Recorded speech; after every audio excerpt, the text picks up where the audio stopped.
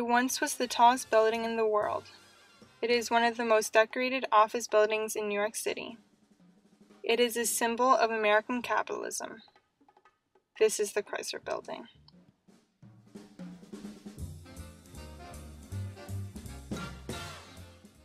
The Chrysler Building is located at 405 Lexington Avenue and 42nd Street. Today it is used as an office building, but let's go 80 years back and look at the roots of one of the most famous buildings in the world. In the late 1920s, New York was a place for competition among a number of architects for creating the tallest building in the world. The 40 Wall Street building was supposed to tower over the Chrysler Building. William Van Allen prevented that and secretly constructed the spire inside the building, giving the additional 120 feet to the height of the structure. The spire was hoisted to the top upon completion, thus making the Chrysler Building the tallest structure in New York City and the world. William Van Allen, the architect of the Chrysler Building, first studied architecture at Pratt Institute in Brooklyn. After winning the Paris Prize Award in a competition for design, he went to Paris to study under Victor Laloux, where he learned about classical styles.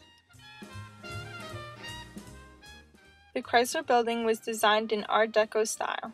The Art Deco style is designed as a style of decorative art developed originally in the 1920s with a revival in the 1960s, marked chiefly by geometric motifs, curvilinear forms, sharply defined outlines, often bold colors, and the use of synthetic materials as plastics. The elevators are one of the unique features of the interior. Various woods are used for their design, including the Japanese ash, English gray hairwood, Oriental walnut, and Cuban plum pudding wood.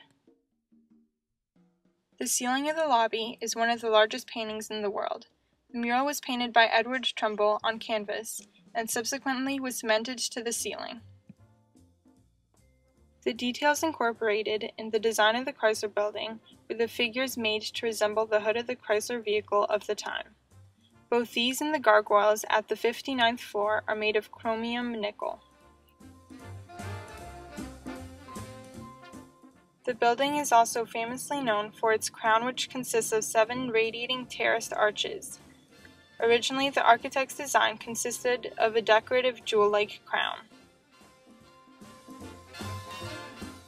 The design also required a glass base, therefore creating the illusion that the building was hovering in midair. However, these plans were not executed due to the lack of money and difficulty of the procedure. In his essay, The Office Building Artistically Considered, of 1896, Louis Sullivan talks about his formula for the tall office building consisting of multiple components. First, there should be the ground floor or an entrance for all occupants of the building. Second, a large area with ample spacing and light, followed by second story readily accessible by stairways. Then on top of that, an indefinite amount of stories piled on top of one another for the use of office space. The formula is well read in the design of the Chrysler Building. According to Sullivan, an office building should be finished with a top piece. In the case of the Chrysler Building, the spire is located on top. Up to the present day, the Chrysler Building is still claimed to be one of the most beloved buildings in New York City. And that concludes our presentation.